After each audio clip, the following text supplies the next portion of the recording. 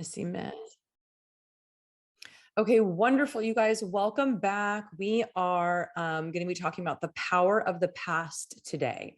So if you are not caught up on all of the other lessons, it's probably a good idea to go through just so you have a real good idea of where we're going with this, because the next several classes, we're just going to be going through one technique each. Now, these are super fun. They're awesome. I highly recommend that you practice them on yourself in a recorder, on your dog, your cat, your husband, your wife, your kids, your friends, anyone who will listen. Begin to get these processes and these techniques in your memory. Okay, so I don't need to say any more about that. Just do it. I love you. And I know, Maria, you're just going to kind of relax here for a moment, and I'm going to read through. I'm on chapter 7, Power of the Past.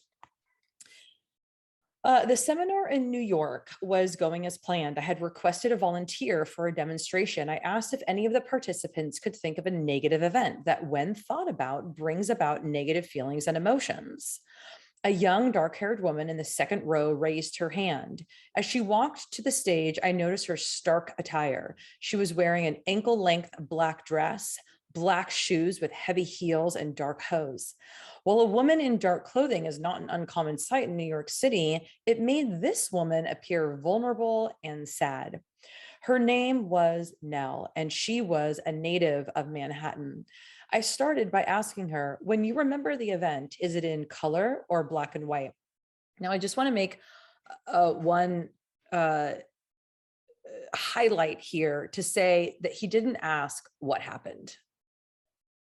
Right? We're going to get into that because usually it ends up coming up, but that's not the important piece, right? It's the way that the brain organizes and categorizes and then makes judgments from the events that happen that are the most important and the most powerful here.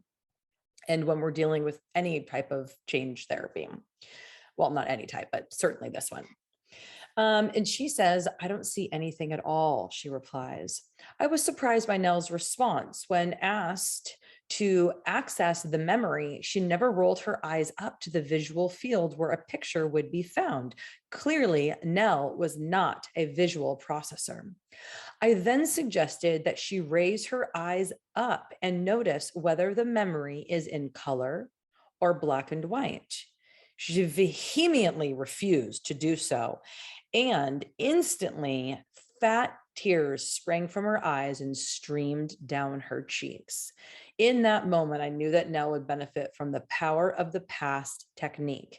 So clearly, you know, last time I said, if all else fails, future pace people, this is not a good person to future pace, right? Like there's so much heaviness. Clearly, she can't even see anything that's going on. There's no way she'd be able to see into the future. She's not even able to, in that moment, make a visual representation of anything. She's completely stuck in her past. So that's why this, knowing this technique and having this available as a resource for you is going to be super helpful and powerful. Here was a young woman, attractive woman with all the potential in the world. The world should have been her oyster, yet she was choosing to give away her power to a single memory. I asked, is that past memory serving you in some way? She immediately told me that it was not serving her in any way that she could think of. I then asked, would you be willing to talk about the experience? She wiped her tears, shrugged, and replied, I suppose so. I encouraged her to tell me about the situation. She started slowly, then the words tumbled out. She had gone jogging late at night in Central Park, where she was accosted by a group of 5 men and was raped. She described the intense feeling of being trapped with no way out. If another jogger hadn't heard her screaming, she was certain she would have been left for dead. My mind immediately began racing. I had never before had a volunteer reveal an experience so brutal and traumatic in front of a large group. What had I gotten myself into? Were the perpetrators ever caught or convicted? I asked. No, she replied. They were never found, and that was 4 years ago. What has happened in your personal life since that day? She indicated that she was a social worker And prior to the rape, she had had a thriving practice. Her days were spent helping people to improve their lives. Since that day, however, her practice had dwindled to just a handful of patients. She rarely went out, never dated, no longer exercised, felt tired all the time, and generally just let each day drift by.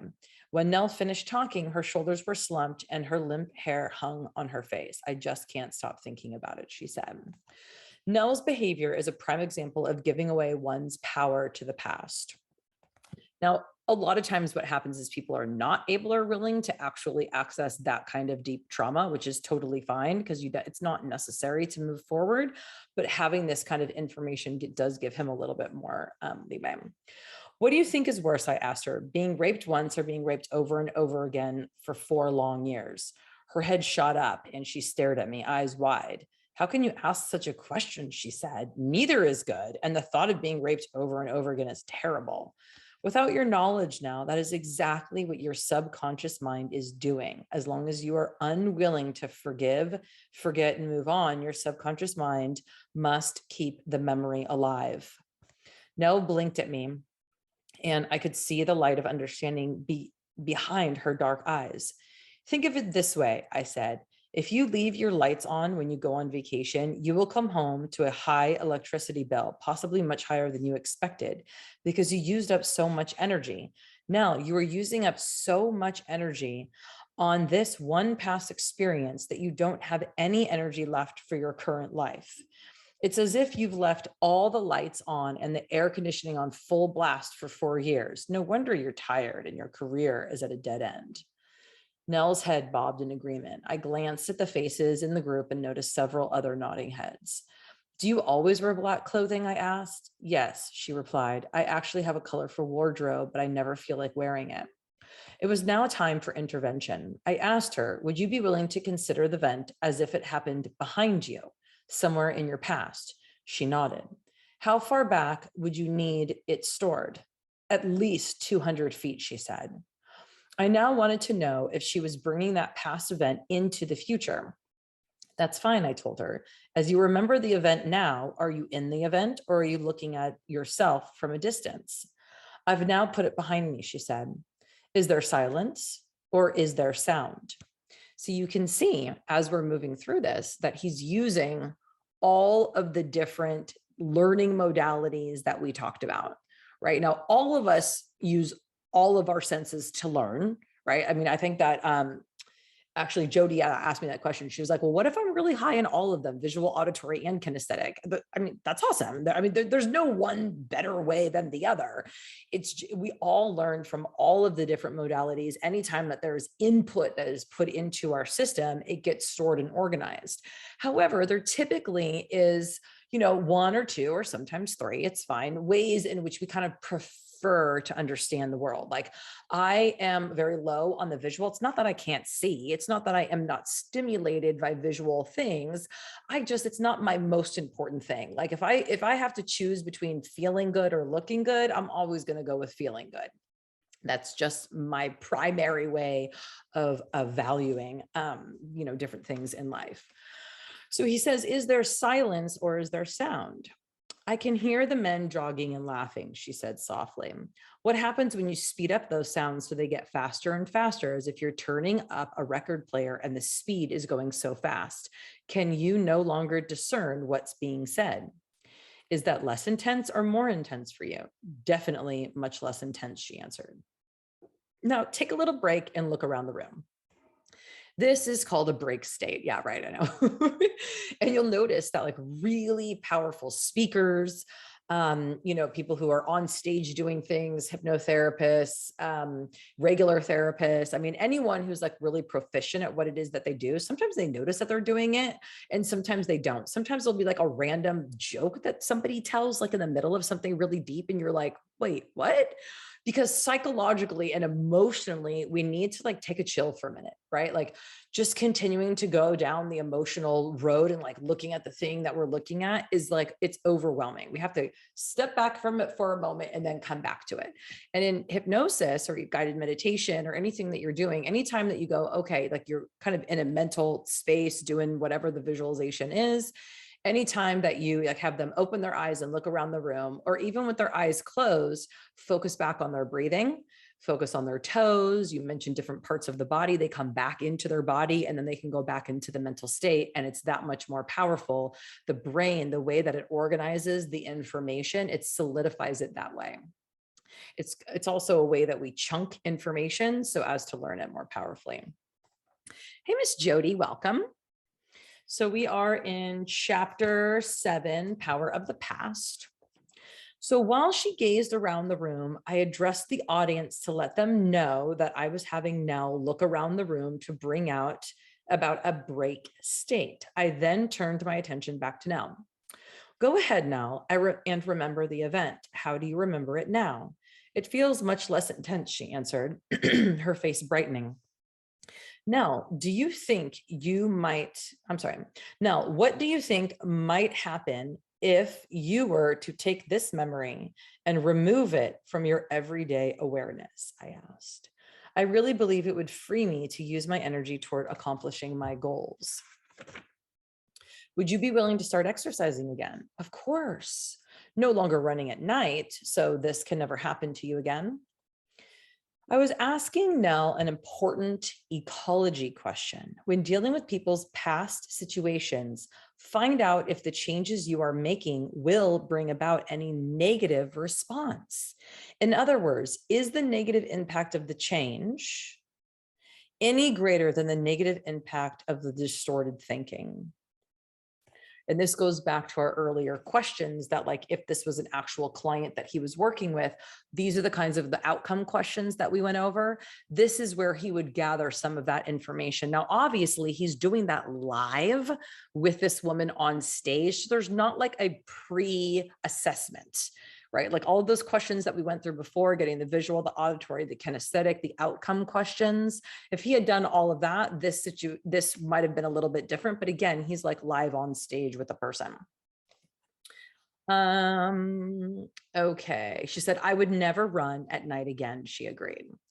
While visiting New York, I've seen quite a few joggers out in the morning. It looks like a safe time to jog to me. Would you be willing to run in the daytime? She was pensive for a moment. I can't believe I never thought of that myself. Oh my God, it makes me want to cry. Like sometimes we just can't even see the obvious thing right in front of us and we need each other to help us in that way. It's so beautiful. She's like, I can't even believe I didn't think of that myself. It's so simple. Why didn't I ever think of jogging during the day before? The most incredible thing happened at that moment. She actually saw herself jogging. Her smile was full and broad. What happened? For the first time in 4 years, I could see myself physically strong and healthy. I thought about starting my day off with a good jog and it felt great.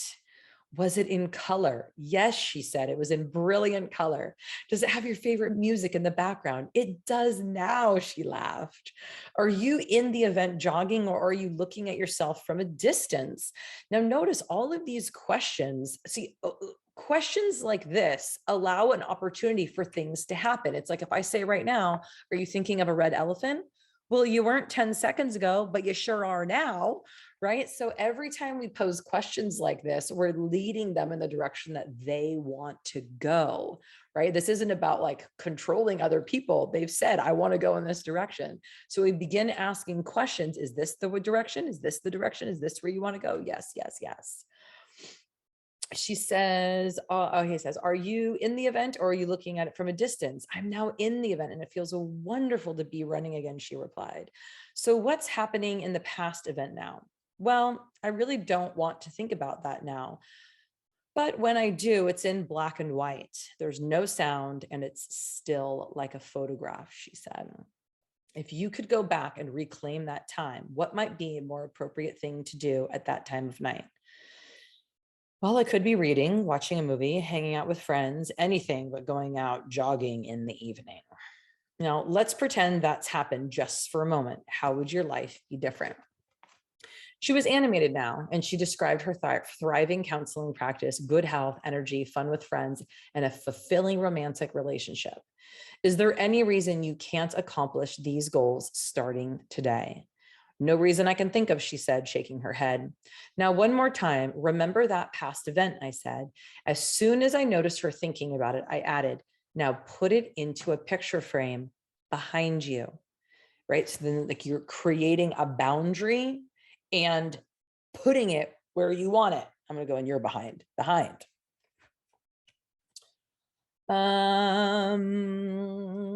Okay, now put it in the picture frame behind you. Immediately make the image still. Make it silent. I paused a moment and then said, now hang it in the hallway of your subconscious mind. And it's hanging there, right beneath it, exactly what you learned from that experience. After I did a break state, I asked her, what are you going to do with all of this energy now that you're free from the past? She answered with a broad grin. First, I'm going to use it to start running again. Then I'm going to start putting together a marketing plan for my practice. I know I'm a great therapist, and I now feel this experience will make me even better at it. Then I took her through a light hypnotic session and ran the pattern through at the other than conscious level. So that's what's really nice about learning it, the way that we're learning it. We're reading through, we're understanding the techniques, we're understanding how and what and why. And then when we actually practice it with each other while our eyes are closed and we get that experience, it multiplies the benefit of it. So in my program, every lesson, so every week there's a different topic. It's like the 12 weeks, and every lesson there is a hypnosis session that reinforces that information on the subconscious level. Remember, Maria, that's how we used to do it at Positive Changes, and it was super, super helpful because understanding, right, I mean, like knowing like logically the reasons why you should drink more water is not as powerful as actually in your mind creating the experience and the memories, right? And like whatever was blocking us from drinking more water before gets unblocked, and then it becomes easy for our mind to navigate where we want to go.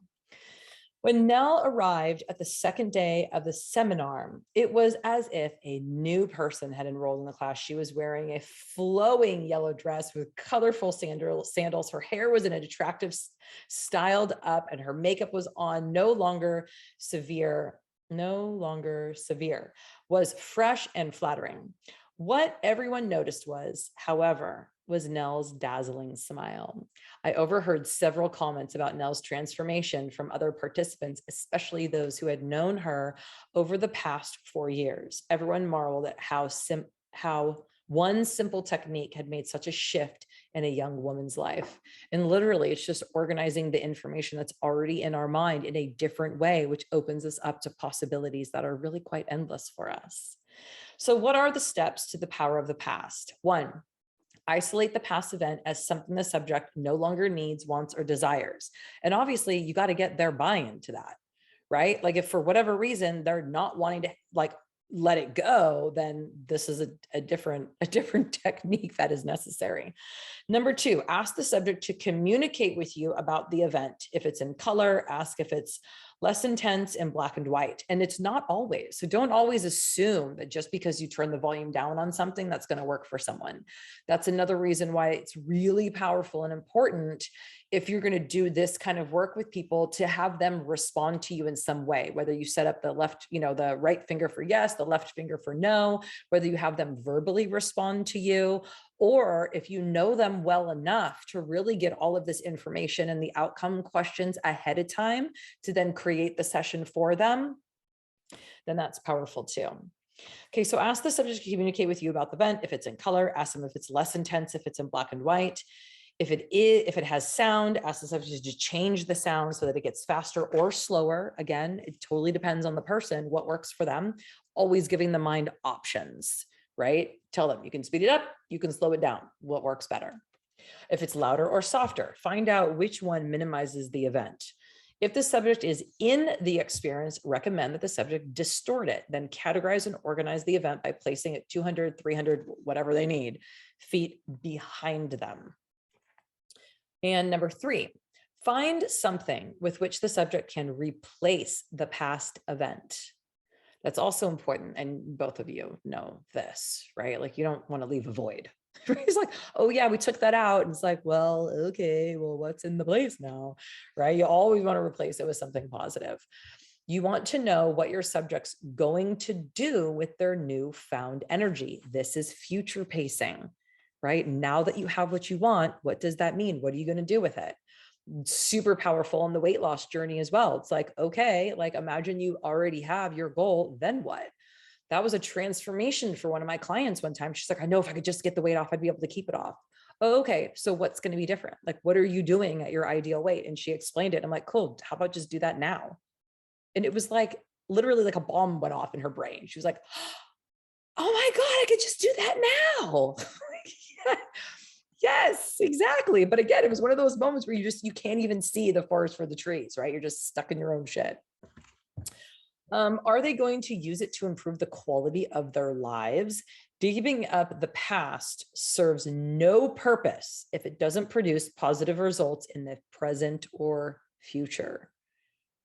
Right. And again, this is giving the client or yourself, whoever, the opportunity to, it's deeper than forgive, it's deeper than forget, it's deeper than even compassion. It's gratitude. Right? That really deep gratitude that just penetrates more than like, I'm just going to like pretend I'm grateful for the things that are coming to me in the future. To also be grateful for the things that happened in the past, even this awful event, right? That brought tear to my eyes when she said, I'm a great therapist. And you know what? As awful as that was, this is going to make me even better. Right? Because she can now touch into and really know the pain of what it's like to be raped by some random people in a park. Okay, number 4, have the subject access the past memory again. The moment the subject begins to communicate about it, ask him or her to change the color and sound in the experience, right? So once you've done it once and then you've done it twice, wow, now the brain's really beginning to create a powerful process here, a pattern. Make certain your subjects store the experience behind them in black and white without sound and are disassociated from the experience. We talked about that last week. Immediately ask the subject to experience the past event differently. Then ask the question, what would life be like if that were to occur? Right? What if it really had changed? What if it really is different? How does this benefit you? And number 5, test the response. So be sure to ask your subjects to tell you about the past experience. If they haven't transformed the limited language, right? And you can tell by their body and by the way that they speak about it, by the way that we speak about it, right? When that begins to change, you know something really powerful has happened. Then run the power of the past pattern again, right? This is the power of the hypnotic trance, is that when you are in a relaxed state, every time you do something and then you remember doing it, now you've multiplied how many times you've done it. And then you remember doing it those 4 times and now you've done it 8 times. And then you remember doing it those 8 times and now you've done it 16 times. So it's exponential, the way that the mind can remember things and store things. Have them write underneath the frame what they learned from the experience. Now, again, this is super powerful, super powerful. This is us taking back our power. Okay, from here, you're going to future pace the results. Okay, now we future pace, right? Now that we actually have created some space and allowed the opportunity to see into the future with some hope. Now that's a future pacing time. Okay. So questions that have come up from last week or questions about the power of the past before we actually get into the script, or comments, whatever.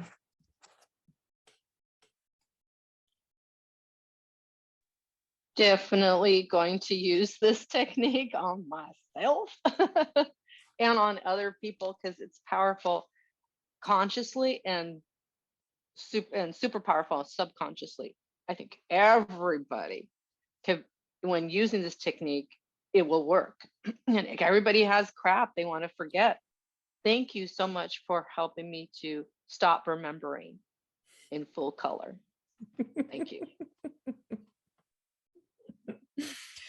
Amen. I use these different techniques and, you know, kind of like what Jody said the other day. And he talks about this all, you know, all through the book. He's very open. He's like, you know, I took a bunch of things that made sense to me and tapped into the universal consciousness. And this is what came out, which is what we all do, right? Like we take all of our knowledge and wisdom and experience, and then we tap in to like make it a little bit different because it comes through us and it changes in that way. So again, a lot of these techniques are going to be similar and familiar to other techniques that we already know. And that is the increased power of it. Because every time that we hear something and then it's reinforced in the world, it gets stronger, for us. So it's actually a good thing. Cool. Yeah. So for people that have a hard problem forgiving and forgetting, this is a perfect technique for that. I love it. Right. Because it's a step by step, right? It's not just, oh, let it go. Well, F you. How the hell do I do that? You know what I mean? Like, thanks for the wisdom, right? Like we actually need like literally, what is the next thought? What's the next step? What do I do with these feelings? What do I do with these emotions? Like, I don't even know. So cool. So I'm not trying to be righteous in any type of religion, but everybody that in general speaking, including myself, the word forgiveness sometimes rubs salt on the wound.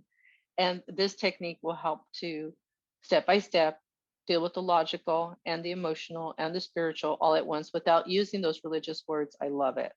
Well, forgetting is less religious, but for me, when I hear forgive, I think of religion. And sometimes that's a barrier. So this is a great, powerful alternative technique to help with the mind to move forward. Yeah. Love it. Yeah, I do love it too. Beautiful. Miss Jody, how are you feeling?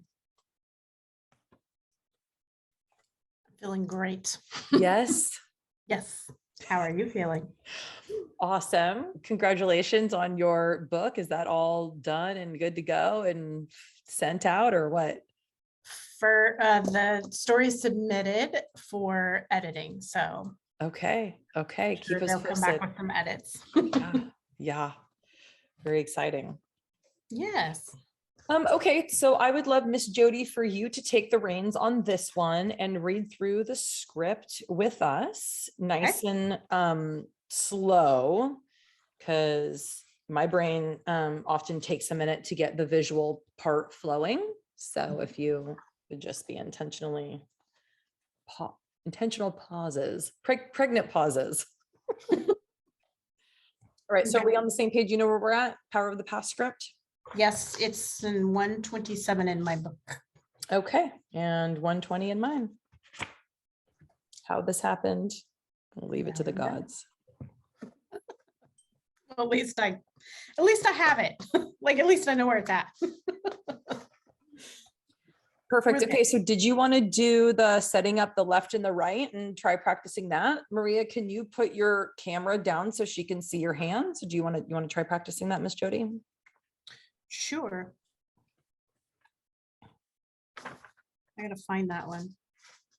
When setting up yes and no responses. Yeah, that's better. That's perfect, Maria. Yeah. Does he have a setup yes and no script? I mean, honestly, so I'll just I'll do it and then you can copy mine. Like, this is how simple it is. Okay. So Maria, during the process today, I would like to keep in contact with your subconscious mind, but allow you to be as relaxed as possible. So I'd like to set up a finger response, meaning I'd like you to just slightly move your right index finger, and that would be for a yes response. Perfect. And then your left index finger, if you move that slightly, and that would be for a no response. Perfect.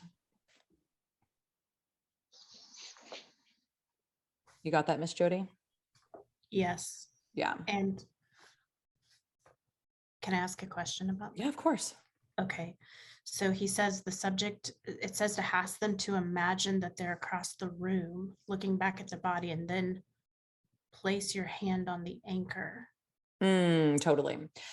So does that So, need to be in yeah, there? I mean, we didn't really go into anchors because I mean, setting up the yes and no finger response, I mean, even that isn't totally necessary. I mean, it's nice and I want to practice that. We're not in person. So an anchor is typically a physical anchor. So that's where you are like touching the back of the hand or the shoulder or, the arm, something like that, where you're actually touching the person's physical body.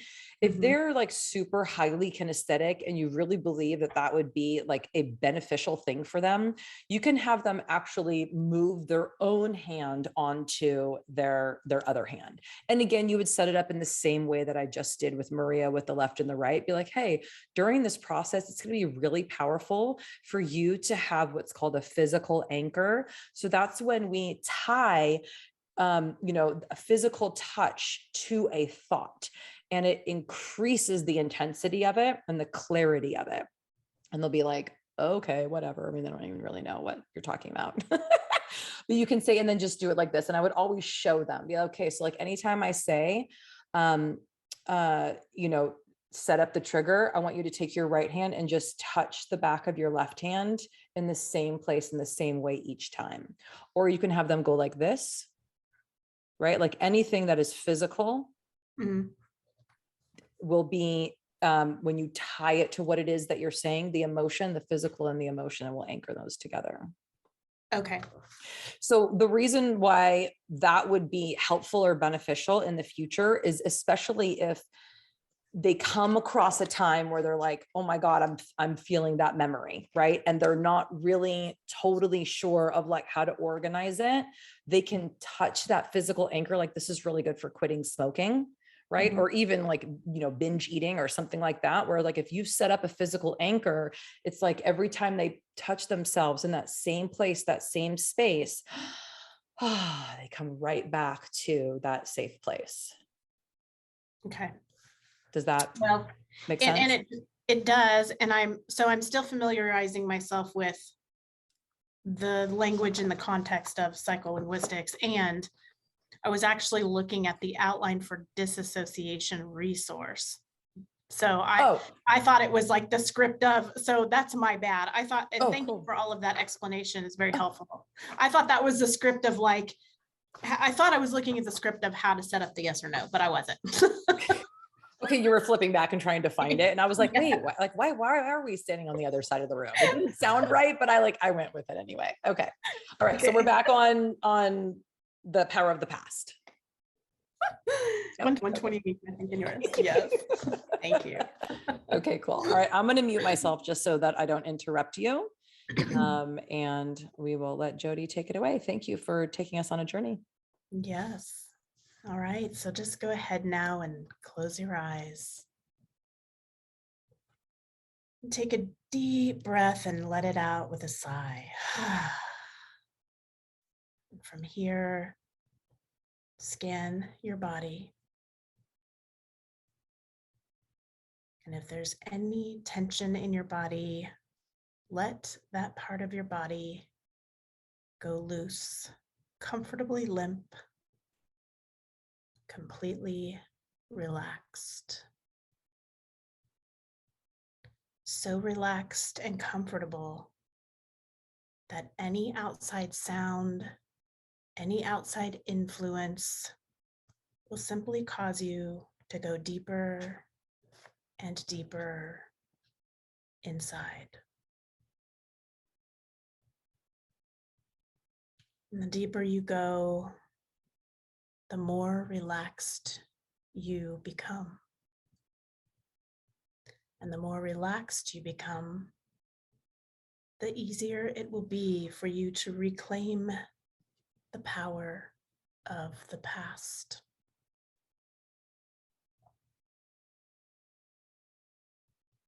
When listening to this process, you will find it natural to accept, use, and benefit from positive suggestions.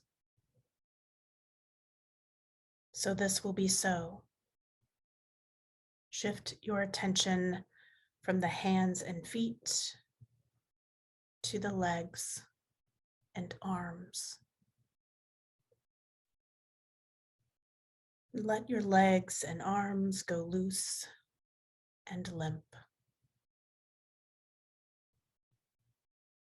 And from here, as your body continues to relax comfortably, your mind will drift back in time, drifting back to a time and place that was less than positive. And as you reach that less than positive place, that less than positive experience, you know that you are going to release it and allow yourself to accept the best outcome from this process.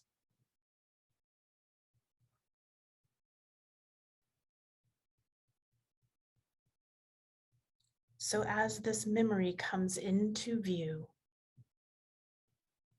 you notice that instantly you change it and it becomes black and white. After all, you practiced it once.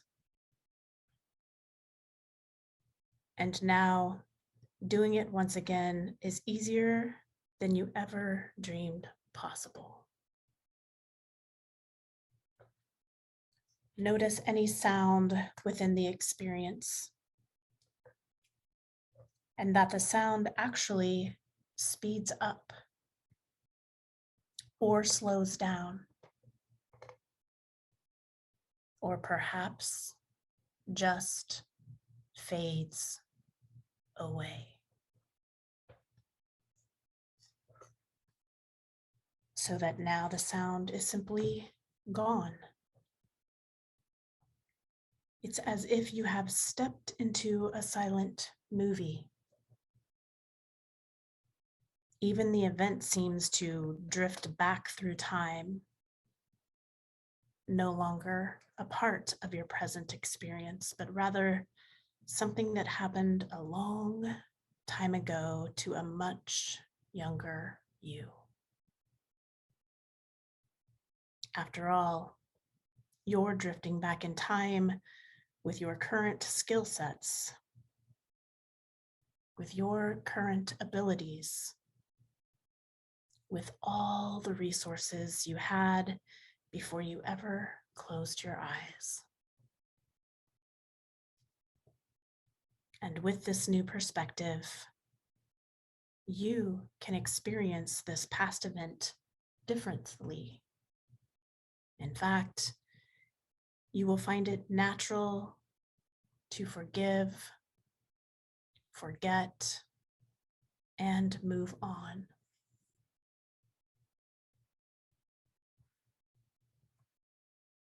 And if there is another person in this experience, you will find it easy to forgive that person for not living up to your expectations.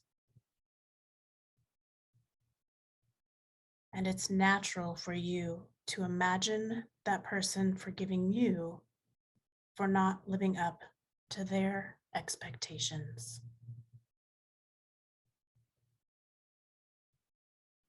And as you release, as you allow and accept this past event, you start to think differently.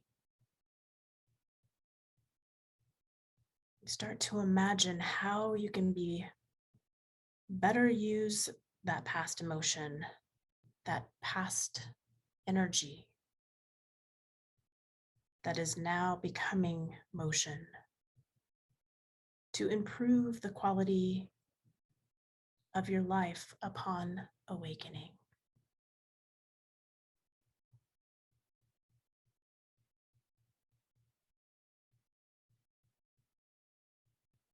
You begin to think about how you use it today.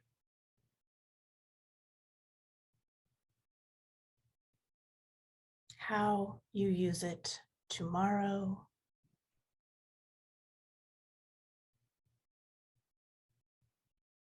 how you use it next week.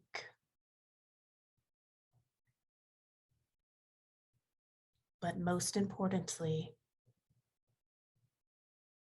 you are finding it easy to store, categorize, and organize these past experiences as positive learning experiences.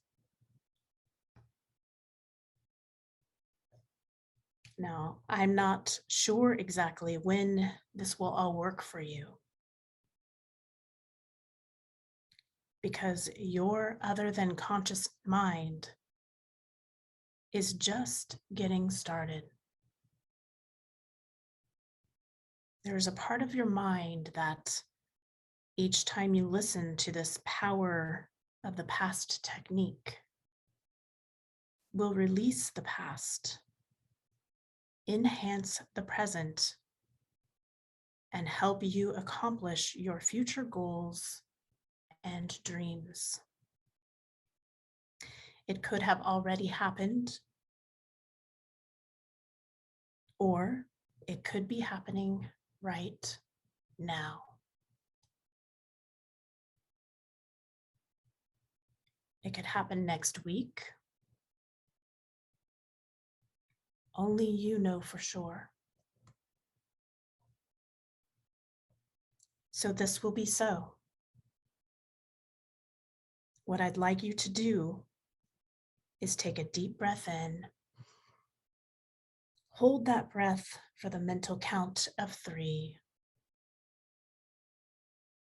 And then let it out with a sigh. And as you let go, I want you to drift back again to the point in time of that old, outdated memory. And whatever would have to change about that event, allow that event to change now.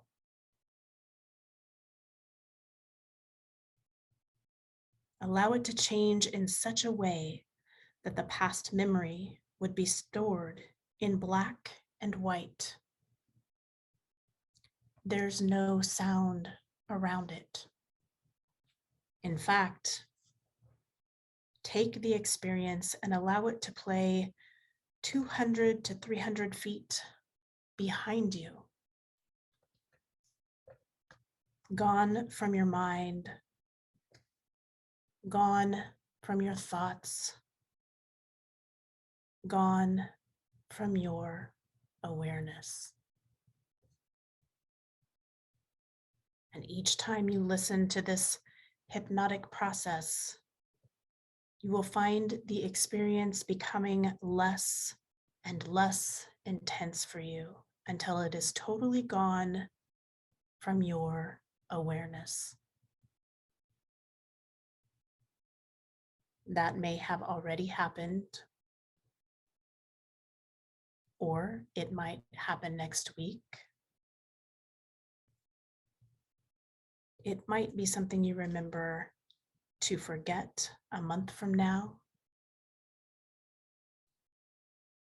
Each time, you will find it easier to forgive, to forget, and most importantly, to move on. So as you now imagine the other than conscious mind freeing up the past, it's easy for you to imagine a quiet clearing in a forest. This is your place, a special place that you can go to get away from it all, a place in nature. In this place, you're sitting comfortably on a log. You're now watching the wild animals of the forest from a safe distance. And from that safe place, from the corner of your eye, you notice an eagle flying overhead. Imagine what the eagle might look like. What's it like to see in the way an eagle sees?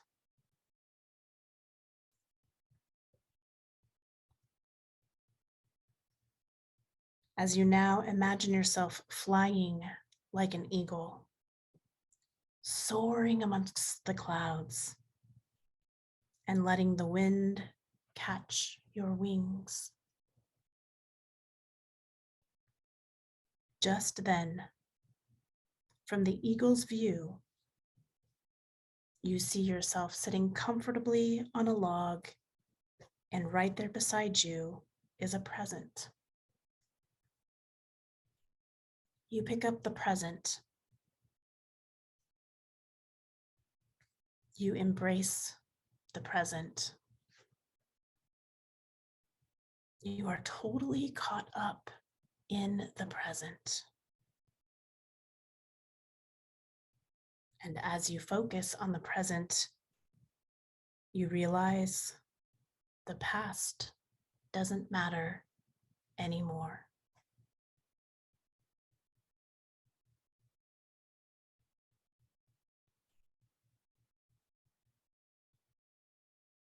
Each time you close your eyes with the intention of going into hypnosis, you will find yourself going deeper, further inside,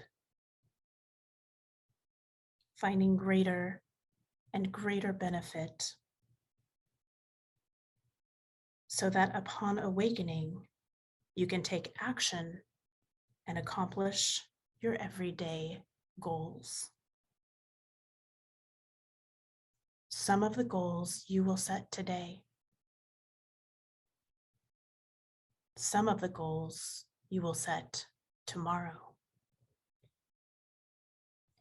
Other goals you will set or will come to you next week. But most importantly, you are learning to release the past and remove all the blocks from your past so you can embrace the present and experience the future fully in each and every moment.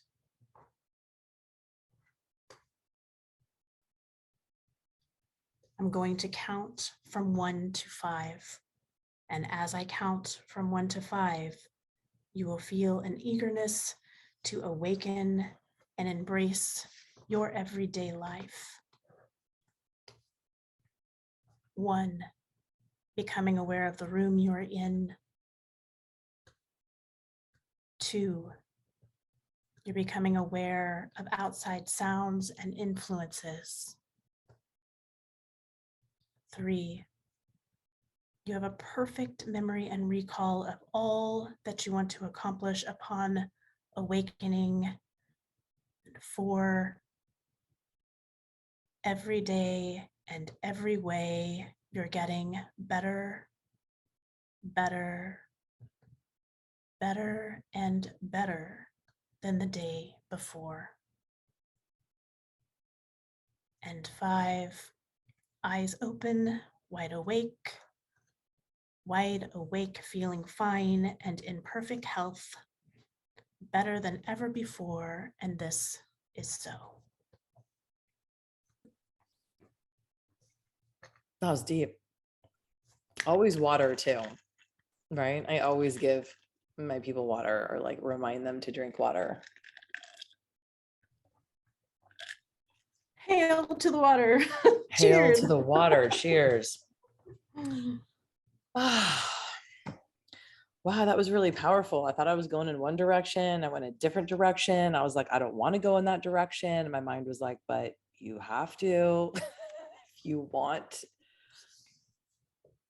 you want this, right? This is the place of healing. And I was like, I don't want to look at that. And my mind was like, well, are you sure? And I was like, oh, okay, fine. And then it was so nice. then we got to the gift, little present. I totally forgot about that. It was really nice. That was really, really helpful. I needed that. Thank you. How was it for you, Miss Maria? It was deep. Yeah. All these memories came. I was like, oh God, I forgot about that. Lord, it's still in my head. So I had no resistance in looking at anything.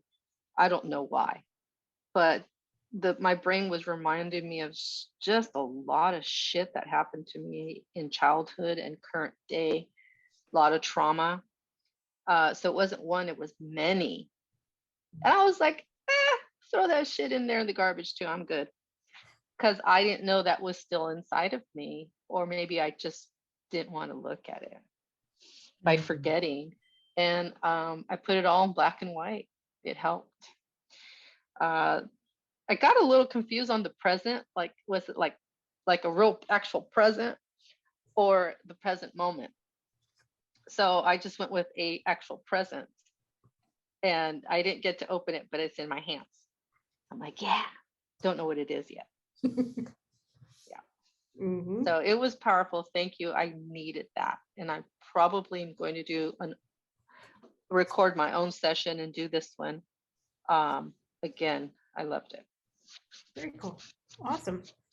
Yeah, as I was reading it, it was the same for the present. It was like, ooh, a present. But then I think he maybe he evolved it into the present moment, like just to grab your attention and get you evoke your senses. That's kind of what I picked up from it. Yeah, very cool. Yeah. That was helpful. Yeah. I do want to add that on a positive note, besides the present, is the ego part was interesting. It totally got me out of my head.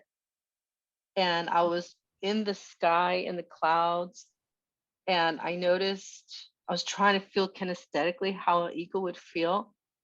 Them arms, those wings are strong. And I was like, man, this is bitching. One more time. Oh yeah, I could go fast. And I was looking for something up there, and I don't know what it was, but then I saw a portal opening, and I'm like, ooh, that's kind of cool.